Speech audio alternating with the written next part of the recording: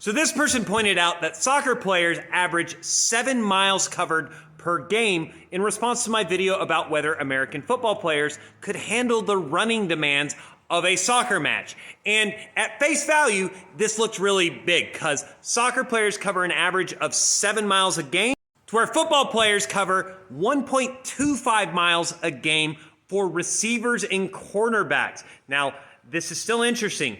There's only about 11 minutes of actual playing time in a football game, so they're covering that in much less time. But I have to tell you something, that 7 miles gets humbled really, really hard when you find out what the average speed of a soccer player that runs 7 miles in a 90-minute game is. It's 4.6 miles per hour. So the average speed of the professional soccer player running 7 miles a game is 4.6 miles per hour, which is a brisk walk. Now, does that mean soccer players are just walking the whole game? Of course not.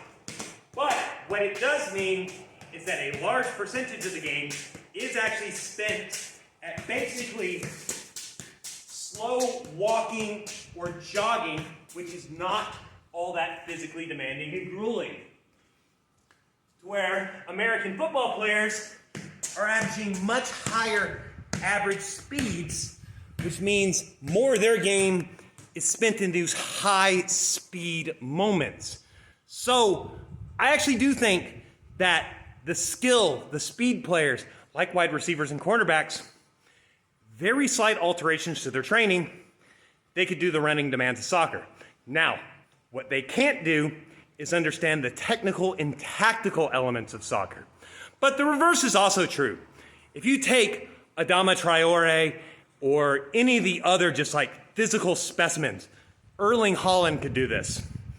You train them for football type physical demands, could they do that? Yeah, absolutely they could.